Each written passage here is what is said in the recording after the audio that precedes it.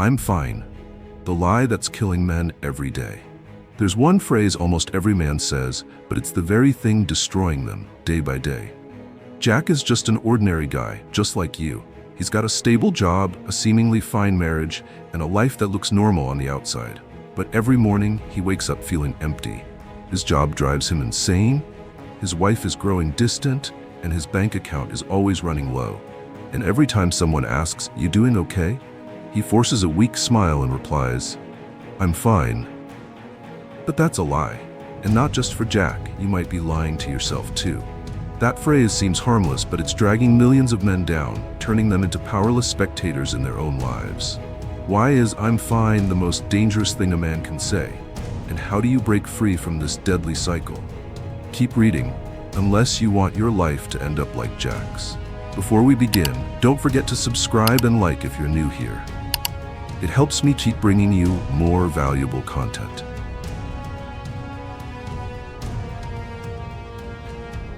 A dimly lit bar, the warm glow of overhead lights reflecting off the worn-out wooden table. Jack downs his whiskey in one gulp and exhales slowly. "I'm fine." Tony, his best friend from college, raises an eyebrow. "Really?"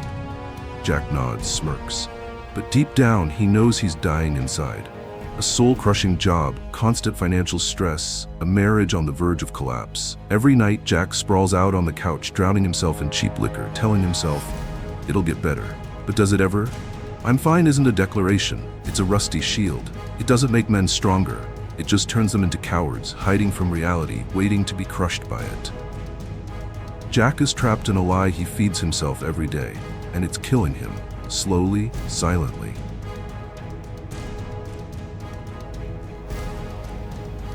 Jack glances around the bar.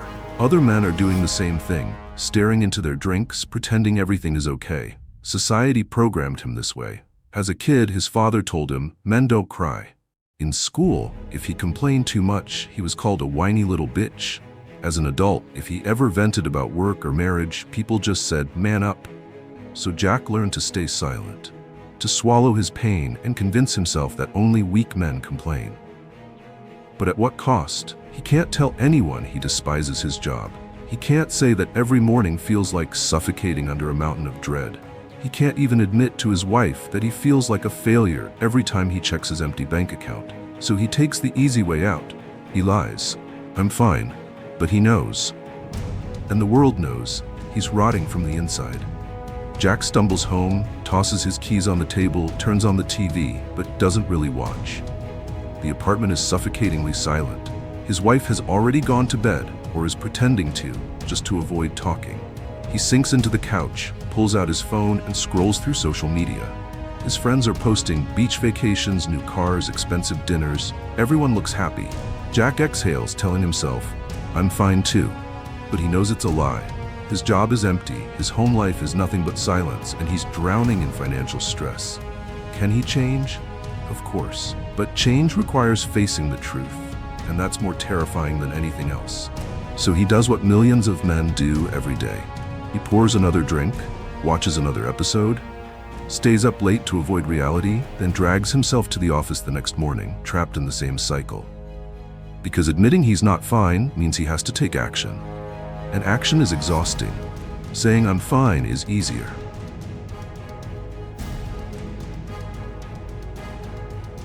The next morning, Jack's alarm screams. He opens his eyes, head pounding from last night's whiskey. He reaches over, silences the alarm, skims through his meeting schedule, and sighs. Another day in the grind. He should hit the gym. He should update his resume and look for a better job. He should sit down with his wife and have a real conversation. But all of that takes effort, and Jack is too drained to care. So he does what he always does. Throws on the same old suit, drives to the same soul-sucking job, fake smiles at coworkers, replies to his wife's texts with short, lifeless responses. And when someone asks, "How's it going, Jack?" he still says, "I'm fine." Because admitting he's not fine means he has to change. It means working out, learning new skills, and facing the brutal truth that his life is slipping away. And that kind of truth, it's painful. So Jack takes the easy way out. He does nothing.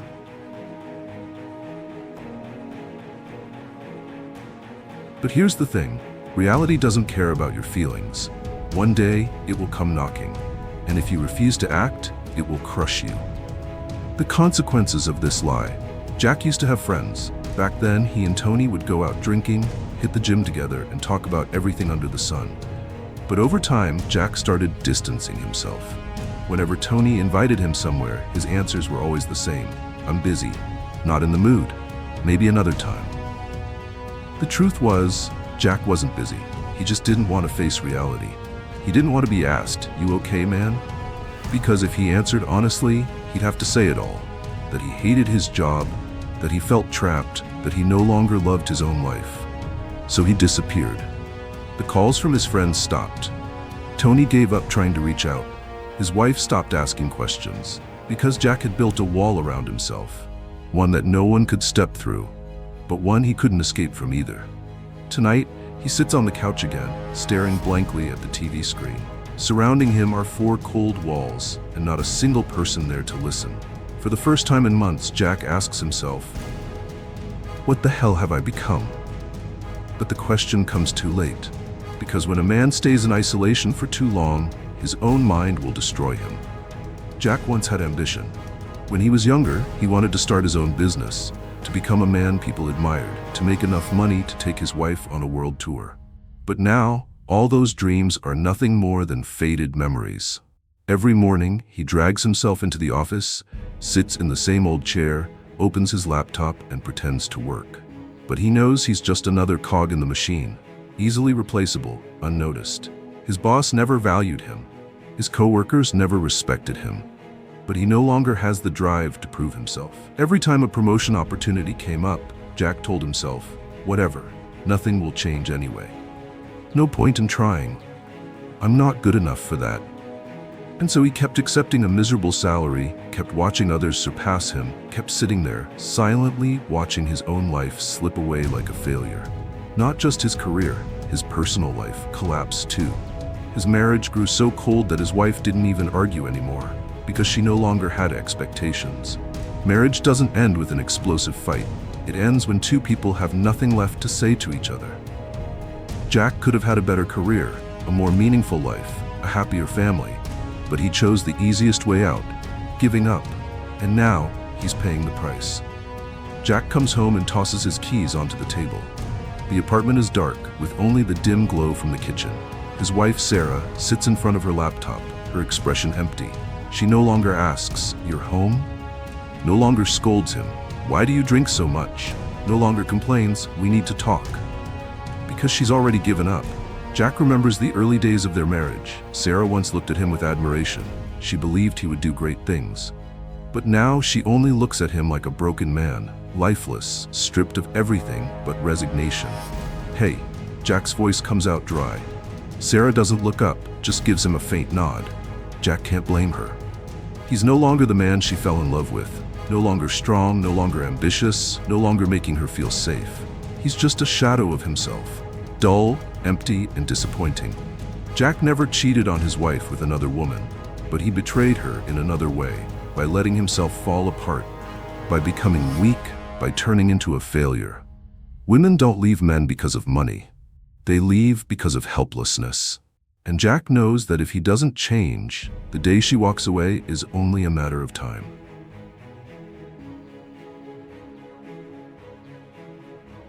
Jack stands in front of the bathroom mirror, staring at himself. Dark circles under his eyes, unkempt stubble, a hollow gaze. He has been lying to himself for too long. For the first time in years, he tells the truth. Not to his coworkers, not to his wife, but to himself. "I'm not okay." Saying it doesn't make Jack weak. It makes him dangerous. Because when a man dares to face the truth, only then can he change. Jack picks up his phone and texts Tony, "I need to talk." Tony replies instantly, "I've been waiting for you to say that." Jack knows that this time, he can't keep running. No more alcohol to numb the pain. No more Netflix to kill time. No more lying to himself that things will magically get better. He's lived like a coward for too long. Now it's time to stand up. Jack grips the steering wheel tightly. Outside, the gym he signed up for 6 months ago but never once stepped into stands before him. He doesn't want to go in. His body is wrecked after years of neglect. But something inside him, maybe the last shred of pride he has left, whispers that if he doesn't walk through that door today, he will always be a failure. He takes a deep breath, opens the car door, and steps inside. 1 week later, Jack has trained 6 days straight. His muscles ache, but his mind is sharper than ever. He realizes something. No one is coming to save him. Not the government, not his boss, not his wife, not his friends. Only him. He starts learning new skills. Instead of scrolling through social media, he reads books on business and self-development. He updates his resume and applies to companies he once thought he wasn't good enough for. For the first time in years, he asks his wife out to dinner. When she asks, "How was your day?" Jack doesn't give the usual empty answer. "Fine." He looks her in the eye and says, "I'm changing." Sarah doesn't say anything. But for the first time in a long time, he sees a flicker of hope in her eyes. Jack isn't waiting for a miracle anymore. He's creating one. Jack used to be pathetic, a man who sat around complaining about his life but did nothing to change it. But not anymore. Now, every morning at 5 a.m., he's in the gym, pushing his body to its limits. Every time the heavy barbell presses down on his chest, he remembers the years he spent as a coward, and he forces himself to lift it, rep by rep, as if it's the only way to redeem himself. At work, he no longer stays silent. He speaks up in meetings. He actively improves processes. He builds value instead of just existing. And if this company doesn't recognize his worth, screw them. They'll regret losing him. With his wife, Jack is no longer a quiet, soulless man who avoids her. He looks Sarah in the eye when he speaks. He takes the lead, makes plans for the future. He becomes the man she can rely on, not someone she has to pity. But most importantly, Jack no longer plays the victim. He understands a brutal truth that most men refuse to accept. No one cares about your complaints. You either change or you drown. Jack chose to change, and he swore he would never be weak again.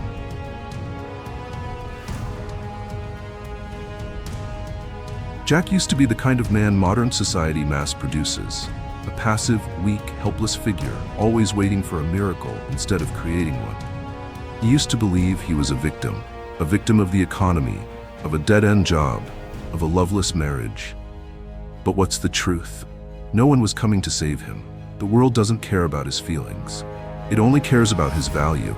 He could either keep living like a pathetic excuse for a man or stand up and fight. Jack chose to fight. He changed his habits. He took responsibility for his life. He stopped saying, "I'm fine," when everything was falling apart. He took action. And now the question is, what about you? You can keep living the same way. A mediocre life, a meaningless job, a weak body, a fragile mind. You can sit there, complain, blame your circumstances, or you can get up. No one is forcing you to. No one cares if you fail, but if you don't act, you will be crushed. So, the choice is yours. Stay a coward or become a warrior. Decide. Thank you for being here. If you found this video helpful, subscribe, turn on notifications, and like this video. Don't forget to leave a comment so we can spread positivity together.